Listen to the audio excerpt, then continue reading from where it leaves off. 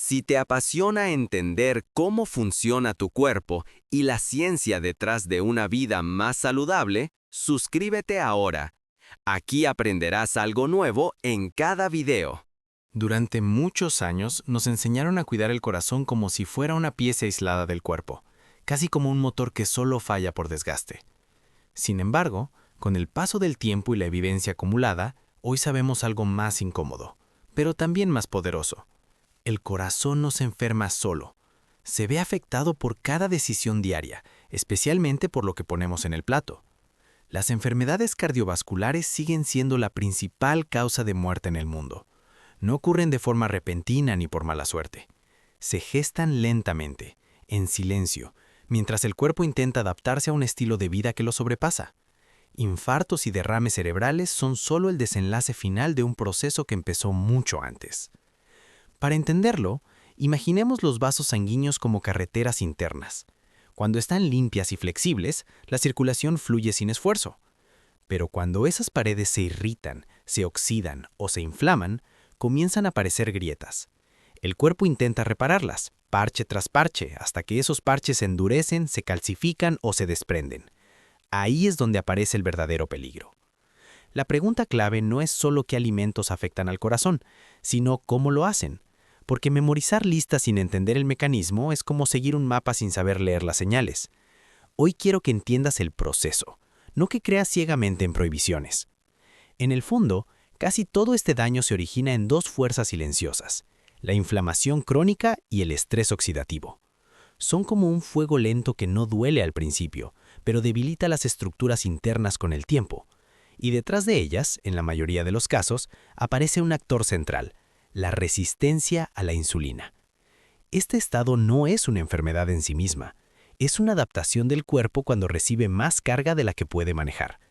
Como una puerta que se cierra poco a poco porque alguien insiste en empujarla sin pausa. Cuando eso ocurre, la energía ya no entra bien a las células, se acumula en lugares incorrectos y el sistema comienza a fallar. Lo importante, y aquí hay esperanza, es que este proceso no es irreversible. El cuerpo humano tiene una enorme capacidad de reparación cuando se le quitan los obstáculos. Pero para hacerlo, primero hay que identificar qué hábitos y alimentos están alimentando ese incendio interno. A partir de aquí, vamos a recorrer algunos de los más comunes, no desde el miedo, sino desde la comprensión, porque cuando entiendes el porqué, las decisiones dejan de ser una lucha y se vuelven una elección consciente. Uno de los primeros errores que solemos cometer es pensar que el problema comienza con el colesterol, como si fuera el villano principal de esta historia. Durante décadas se repitió esa idea hasta volverse incuestionable. Sin embargo, hoy sabemos que el colesterol no es la causa inicial del daño, sino más bien un actor secundario que aparece cuando el terreno ya está deteriorado. El verdadero inicio suele estar en el exceso de azúcar en sangre. Y aquí conviene aclarar algo que genera mucha confusión. Cuando hablamos de azúcar, no nos referimos solo a lo dulce. El cuerpo no distingue si la glucosa viene de una cucharada de azúcar, de un plato de arroz o de una rebanada de pan. Para el organismo, todo eso termina convirtiéndose en la misma moneda, glucosa circulando en la sangre. Los carbohidratos, incluso los llamados complejos, no son otra cosa que largas cadenas de glucosa.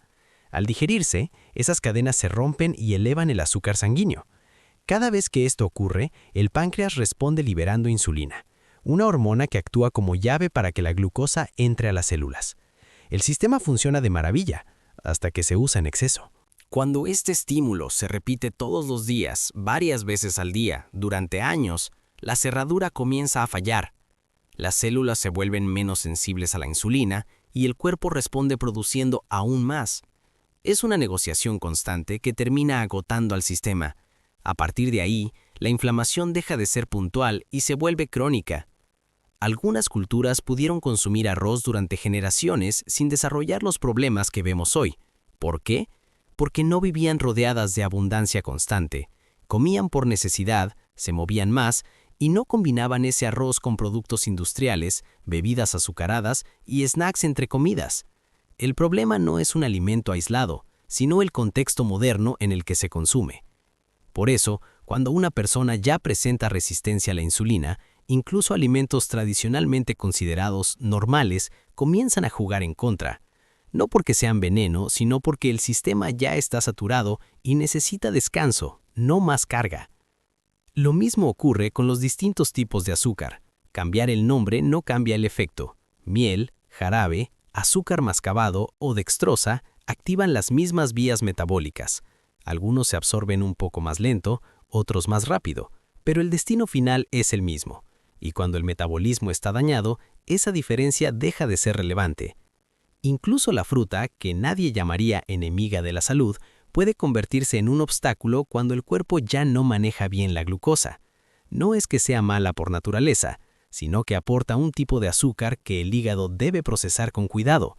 En una persona metabólicamente sana, pequeñas cantidades no representan un problema. En alguien que busca revertir una condición, a veces conviene reducirla temporalmente. A esta carga se suman el pan, las harinas refinadas y muchas versiones sin gluten, que aunque evitan una proteína, siguen siendo básicamente almidón. Cambia la etiqueta, pero el impacto metabólico se mantiene. Todo esto va preparando el terreno para que el daño vascular avance sin dar señales claras. El cuerpo aguanta, se adapta y compensa, hasta que ya no puede más. Otro factor que suele subestimarse es el impacto del alcohol. En pequeñas cantidades, el cuerpo puede manejarlo sin mayores consecuencias.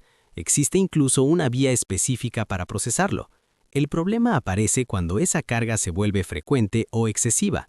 A diferencia de otros nutrientes, el alcohol solo puede ser metabolizado por el hígado, y cuando éste se ve desbordado, comienza a acumular grasa en su interior. Ese hígado saturado pierde eficiencia y se vuelve resistente a la insulina. Desde ahí, el desorden metabólico se expande al resto del cuerpo, como si el centro de control estuviera enviando señales equivocadas. Curiosamente, algo muy similar ocurre con el exceso de fructosa, un tipo de azúcar presente no solo en dulces y refrescos, sino también en muchos productos que parecen inofensivos. En exceso, el hígado no distingue demasiado entre una copa diaria y una sobrecarga constante de azúcar líquida. A esto se suman los alimentos ultraprocesados. No son simplemente comida rápida o antojitos ocasionales, son productos diseñados para durar, no para nutrir. Han sido molidos, refinados, mezclados y reconstruidos con sustancias que el cuerpo no reconoce como alimento real. Aportan muchas calorías, pero pocos materiales útiles para reparar tejidos, regular hormonas o mantener las defensas. El resultado es una paradoja moderna. Personas sobrealimentadas pero desnutridas. El cuerpo sigue pidiendo comida porque no recibe lo que necesita, mientras la inflamación y el estrés oxidativo avanzan. No es falta de fuerza de voluntad, es una señal biológica mal interpretada. La comida rápida es una versión aún más engañosa de este fenómeno.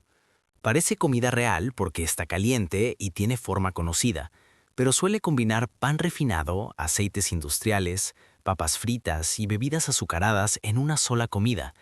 Es una mezcla que dispara la insulina, alimenta la inflamación y deja poca saciedad real. Un punto crítico dentro de este panorama son los aceites industriales extraídos de semillas, no porque provengan de plantas, sino por la forma en que se obtienen. Para extraer grasa de semillas duras se requieren altas temperaturas, presión y solventes químicos. El resultado es un aceite oxidado, inestable y altamente inflamatorio. Cuando además se recalienta una y otra vez, como ocurre en frituras, el daño se multiplica. El cuerpo es muy sensible a este tipo de grasas deterioradas. Las incorpora a las membranas celulares, afectando su funcionamiento y aumentando el estrés interno. Con el tiempo, esto impacta directamente en la salud vascular y en la energía de las células. Algunas grasas naturales, en cambio, son más estables al calor y menos propensas a oxidarse, no porque sean mágicas, sino porque su estructura química las hace más resistentes. Esta diferencia rara vez se explica con claridad, y sin entenderla, es fácil meter todo en el mismo saco y tomar decisiones equivocadas. Todo este conjunto de factores no actúa de un día para otro, es un desgaste acumulativo, un goteo constante que con los años termina erosionando el sistema cardiovascular. Hay productos que concentran casi todos los errores nutricionales en una sola mordida. Son el ejemplo perfecto de cómo la industria logra combinar azúcar, harinas refinadas, aceites deteriorados y aditivos en un formato atractivo. No se trata de señalar un alimento específico por maldad, sino de entender el patrón. Cuando varias fuentes de inflamación se suman, el impacto deja de ser pequeño. En el centro de este patrón aparece el azúcar, no porque sea el único problema, sino porque está presente en casi todo. El azúcar no nutre, no construye tejido ni repara órganos. Su función principal en la dieta moderna es estimular el paladar y generar repetición, y eso lo logra muy bien. A diferencia de otros alimentos, el azúcar no produce una señal clara de saciedad. Es posible consumir grandes cantidades sin sentir que el cuerpo ya tuvo suficiente. Por eso aparece en bebidas, salsas, panes, postres y productos donde muchas personas ni siquiera sospechan su presencia. Su consumo constante mantiene elevada la insulina, alimenta la resistencia metabólica y favorece la acumulación de grasa en órganos clave. Cuando miramos el problema desde esta perspectiva, resulta evidente que el corazón no se daña por un alimento aislado, sino por un entorno metabólico alterado. Inflamación persistente, oxidación celular y una regulación hormonal desbordada crean el escenario perfecto para que los vasos sanguíneos pierdan su integridad. La buena noticia es que el cuerpo responde rápido cuando se le da la oportunidad. Al reducir las fuentes principales de carga, azúcares añadidos, harinas refinadas, aceites industriales y ultraprocesados, los marcadores de inflamación comienzan a descender.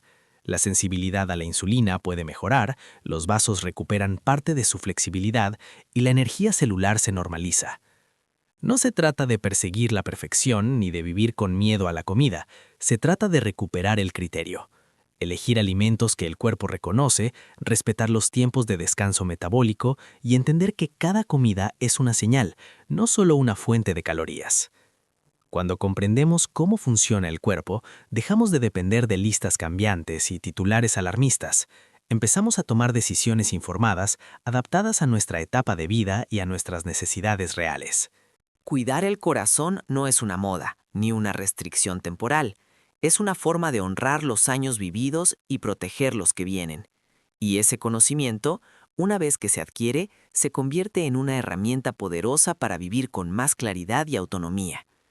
Si este contenido te ayudó a ver tu salud desde otra perspectiva, acompáñanos en este espacio. Suscribirte no es solo apoyar al canal, es elegir seguir aprendiendo a cuidar tu cuerpo con información clara y consciente.